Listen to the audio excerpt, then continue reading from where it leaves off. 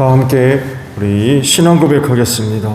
나는 전능하신 아버지 하나님 천지의 창조주를 믿습니다. 나는 그의 유일하신 아들 우리 주 예수 그리스도를 믿습니다. 그는 성령으로 잉태되어 동정녀 마리아에게서 나시고 본디오 빌라도에게 고난을 받아 십자가에 못 박혀 죽으시고 장사된 지 사흘 만에 죽은 자 가운데서 다시 살아나셨으며 하늘에 오르시어 전능하신 아버지 하나님 우편에 앉아 계시다가 거기로부터 살아있는 자와 죽은 자를 심판하러 오십니다. 나는 성령을 믿으며 거룩한 공교회와 성도의 교제와 죄를 용서받는 것과 법의 부활과 영생을 믿습니다. 아멘. 337장 찬송하고 말씀을 봅니다. 337장입니다.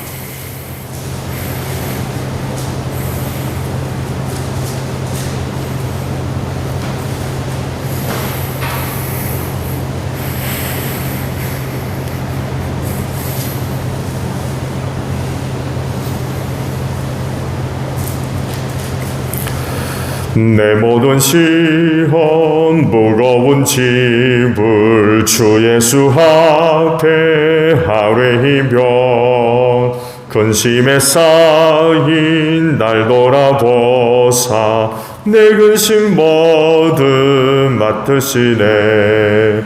무거운 짐을 홀로 지고 견디다 못해 쓰러질 때 불쌍히 여겨 구원해 주리. 은혜의 주님 오직 예수. 내 모든 괴로움 닥치는 환난 주 예수 앞에 아뢰이면 주께서 친히 날 구해 주사 넓으신 사랑 베푸시네. 무거운 짐을 홀로 지고 견디다 못해 쓰러질 때 불쌍히 여겨 구원해 주리. 은혜의 주님 오직 예수. 점점 무거워질 때 주 예수 앞에 아뢰이면 주께서 친히 날 구해 주사 내 대신 짐을 져주시네. 무거운 짐을 홀로 지고 견디다 못해 쓰러질 때 불쌍히 여겨 구원해 주리. 은혜의 주님 오직 예수. 마음의 시험 무서운 죄를 주 예수 앞에 아뢰이면 예수는 나의 능력이 되사 세상을 이길 힘주시네. 무거운 짐을 홀로 지고 견디다 못해 쓰러질 때 불쌍히 여겨 구원해 주리. 은혜의 주님 오직 예수. 욥기 10장입니다.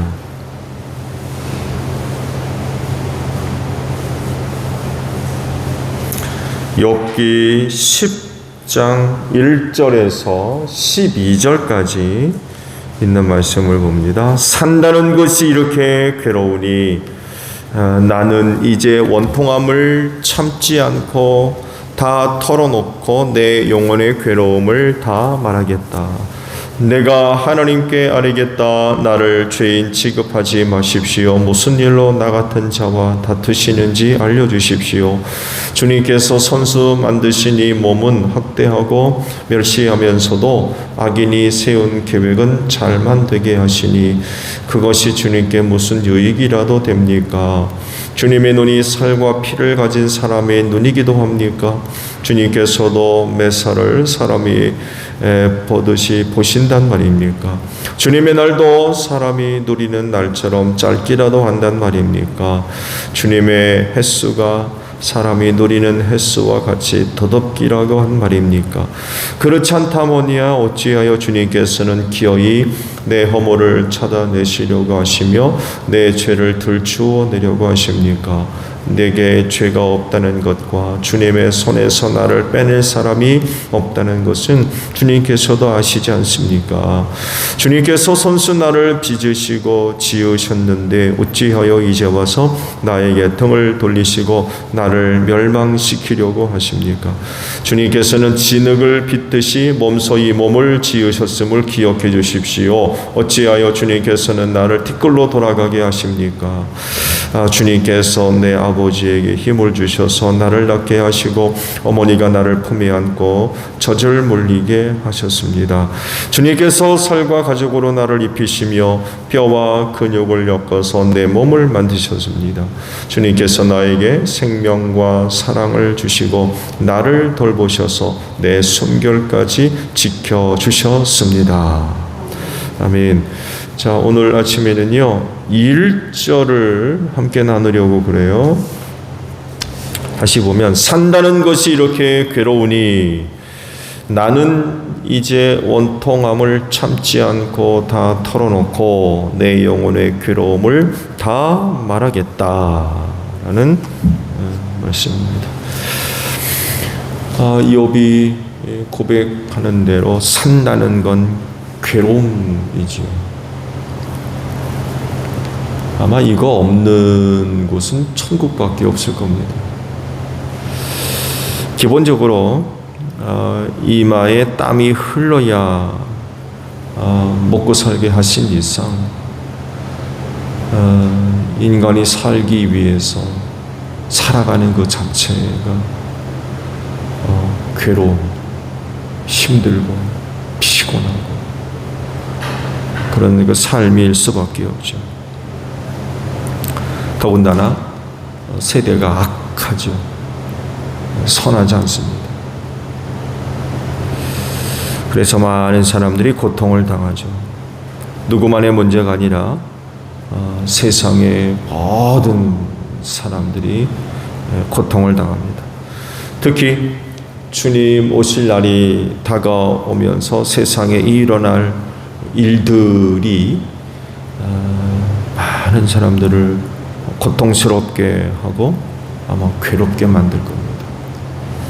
어느 누구만의 아니면 어느 지역만의 문제가 아니라 앞으로 일어날 일들, 어떤 현상들 그런 것들을 생각해 보면 세상 사는 게 괴로움이에요. 결코 어떤 이들이 상상하는 것과 같이 즐겁고 기쁘고 그런 생활은 절대로 될 수가 없을 것입니다. 그래서 하시는 말씀이 인내하라고 하시죠. 참고 견디는 이들이 구원에 이를 거다라고 말씀을 하시잖아요. 오늘 주신 말씀을 보면 욥의 삶이 지금 어떤 것인지, 지금 그 삶을 자기가 어떻게 보고 있는지 혹은 느끼고 있는지를 이야기를 하죠. 괴롭대요. 괴롭대요. 그리고 원통하대요. 괴로운 것이 결국 원통한 거죠.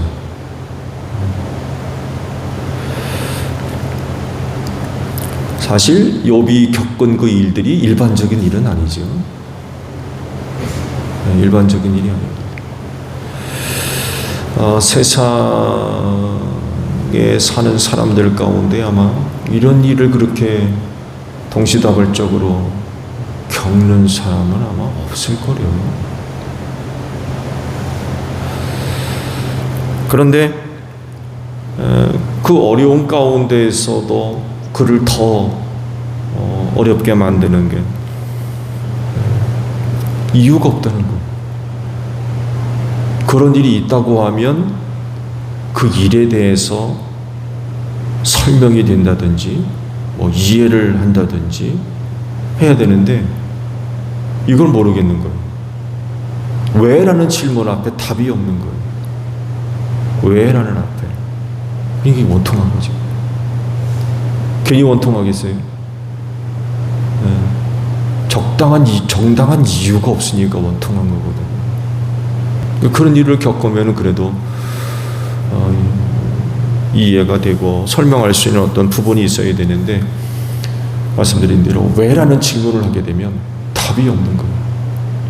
답이. 그러니까 원통한 거죠. 그만큼 욥이 그 어려운 일로 인하여 굉장히 힘들어 했다는 것을 우리가 그의 얘기 속에서 발견할 수가 있죠. 그런데 이런 질문을 좀 생각해 볼 수가 있을 것 같아요. 우리는 알죠. 근데 당신은 몰라요. 욥은 전혀 모르고 있죠. 우리는 이제 말씀을 보니까 이렇구나라는 걸 아는데, 당시 그 일을 겪고 있던 욥은 왜라는 질문에 답을 할 수가 없는 거죠. 우리는 왜라는 질문 앞에 답을 할 수 있죠. 그렇죠? 영적인 세계에서 하나님과 사탄 사이에 주고받은 그런 그 이야기 속에서 우리가 그 왜라는 질문 앞에 답을 할 수가 있잖아요. 사탄이 하나님께로부터 허락을 받아가지고 욥을 시험한 결과라는 걸 우리는 알고 있는 거죠. 그렇죠? 근데 욥은 이걸 모르는 거예요. 지금 전혀 모르고 있는 거예요. 왜? 라고 하니까 전혀 답을 낼 수가 없는 거죠. 얼마나 답답하겠습니까? 얼마나 답답하겠습니까? 하나님이 욥을 두고 자랑하실 정도의 사람이 그런 일을 겪으니 얼마나 원통하겠습니까?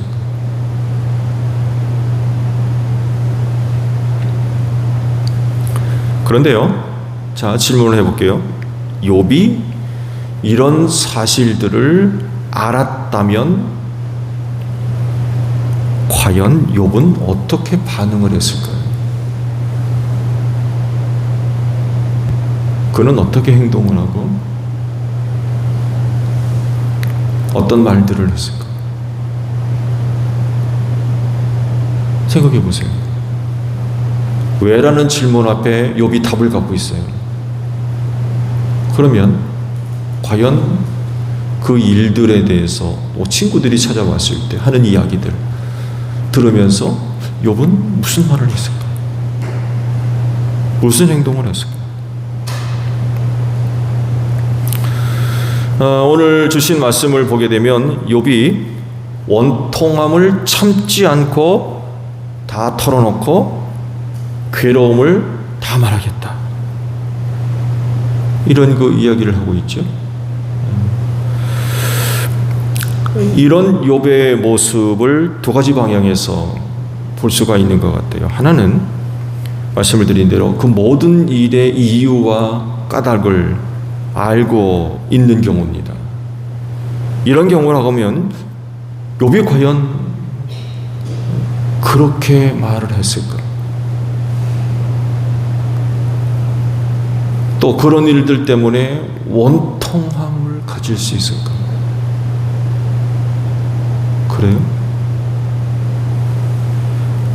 아니죠. 그런 말, 그런 행동 하지 않았을 겁니다. 그런 마음, 그런 생각도 갖지 않았을 거래요. 하나님께서 그런 뜻을 갖고 계셔서 벌어진 일이라고 하면 묵묵히 견뎌낼 겁니다. 하나님이 이런 것 때문에 그러신다면 묵묵히 견디는 겁니다. 원통하면? 원통함 안 생겼을 거래요. 아는데요? 이유를 아는데 원통함이 생겨요? 처음에 그가 자녀들을 잃게 됐을 때 대풍이 불어가지고 집이 무너져서 자녀들이 다 깔려 죽였다고 보고가 왔잖아요. 그런 얘기를 들었을 때 욥이 무슨 말 했는지 생각나십니까? 들어보세요. 주신 분도 주님이시요 가져가신 분도 주님이시니 주님의 이름을 찬양할 뿐입니다. 이런 얘기를 하는 사람이 원통함을 갖겠어요? 또 자기 몸에 악성 종기가 나가지고 잿더미 위에 앉아가지고 기밧장으로 몸을 긁는 이런 그 상황 가운데 아내가 그러죠. 하나님 저주하고 죽으라고. 그런 얘기했을 때 욥은 또 뭐라고 합니까? 우리가 누리는 복도 하나님께로부터 받았는데 어찌 재앙이라고 해서 못 받겠느냐, 이런 얘기했던 사람이에요. 근데 원통함이 있겠습니까?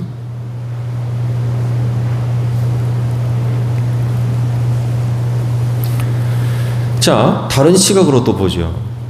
말씀드린 대로 전혀 모르는 경우에 도대체 이 왜라는 질문 앞에 답이 없는 거예요.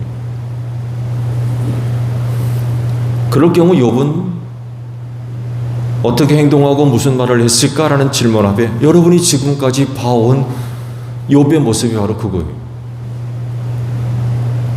전혀 모르고 있는 상황 가운데 그가 하는 말, 그가 하는 행동들, 그게 바로 이제 오늘까지 본 그런 말씀들이죠. 근데요, 그 당시 욥이 보여지고 있는 모습들이요, 처음 그가 갖고 있었던 생각, 모습, 태도와 같나요? 다릅니다. 제가 말씀 몇 가지 드렸죠. 그때 그가 한 말과 오늘 주신 말씀과 한번 생각해 보세요. 똑같아요? 똑같지 않습니다. 달라요. 결국 시간이 지나면서 욥의 생각과 욥의 마음, 태도가 바뀌었다는 얘기입니다. 달라졌어요.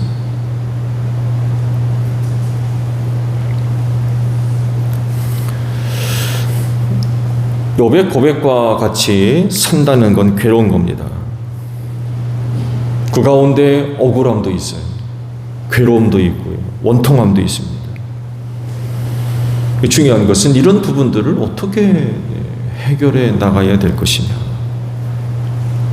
라는 것입니다. 욥은 뭐라고요? 안 참겠다는 거예요. 원통한 거, 괴로운 거 안 참겠다. 내가 다 말하겠다.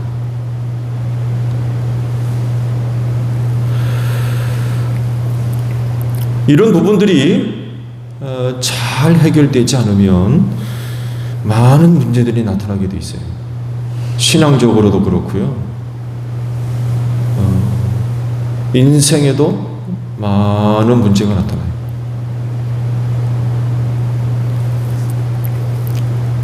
그래서 우리 그리스도인들에게 있어서 어떤 일로 인한 원통함, 괴로움, 이런 문제들을 어떻게 해결할 거냐, 굉장히 중요한 물음이죠. 그 방법 중에 하나가 예수님입니다. 예수님. 약속 때문에 그래요. 뭐라고 그러십니까? 수고하고 무거운 짐진 자들은 다 내게로 와라. 내가 너희를 쉬게 하겠다. 그런 거 말씀 때문에 그렇습니다. 예수님이 그 답이에요. 원통하고 괴롭고 억울한 거 주님께 맡기는 거죠.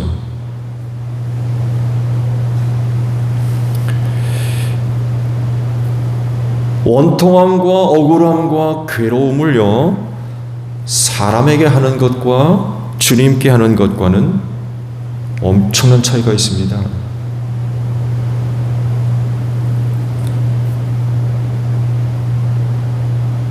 이렇게 달라져요. 맡기는 것과 원망하고 불평하는 것, 이렇게 차이가.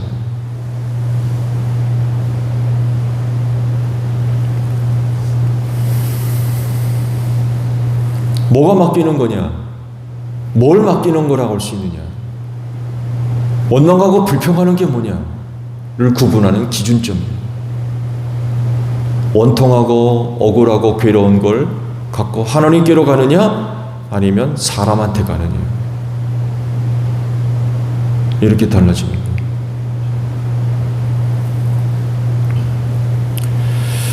당시 욥이 보여지고 있는 모습은 맡기는 게 아닙니다.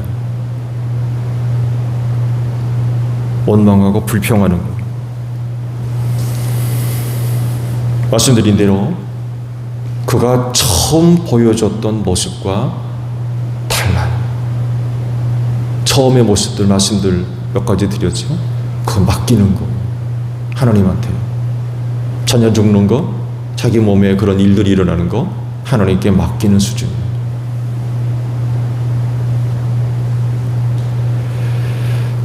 근데 원통한 거, 분한 거 내가 참지 않고 다 말하겠다 라고 했을 때 이 내용이 달라지는 거죠. 친구들이 찾아오니까 달라졌어요. 친구들이 찾아오니까.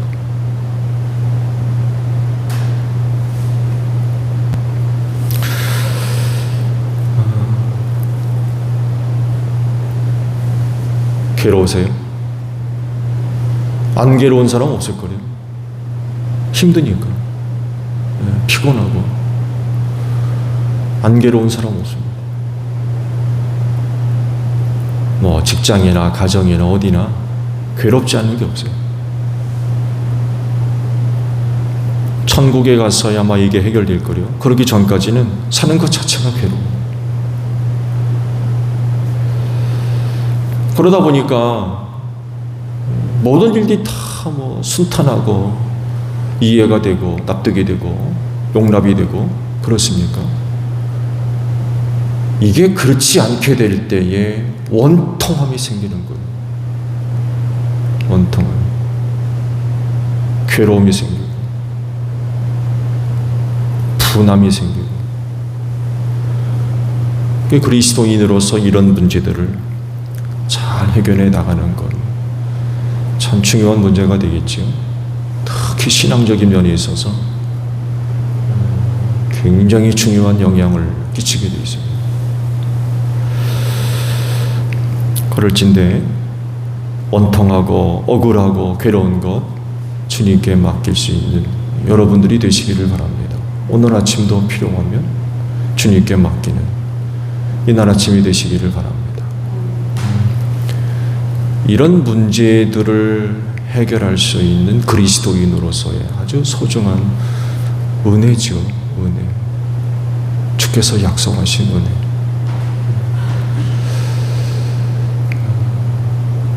그래서 쉼을 얻을 수 있는, 더 이상 괴로움이 없이, 원통함이 없이 주님께 맡겨서 쉼을 얻을 수 있는 그런 것들이 원망과 불평이 되지 않도록 하십시오. 하나님께 맡기셔야 돼요. 그래서 약속대로 오늘 아침도 쉼을 얻는 여러분들이 되시기를 바랍니다. 주기도문 합니다. 하늘에 계신 우리 아버지, 아버지의 이름을 거룩하게 하시며 아버지의 나라가 오게 하시며 아버지의 뜻이 하늘에서와 같이 땅에서도 이루어지게 하소서. 오늘 우리에게 일용할 양식을 주시고 우리가 우리에게 잘못한 사람을 용서하여 준 것 같이 우리 죄를 용서하여 주시고 우리를 시험에 빠지지 않게 하시고 악에서 구하소서. 나라와 권능과 영광이 영원히 아버지의 것입니다. 아멘. 기도하겠습니다.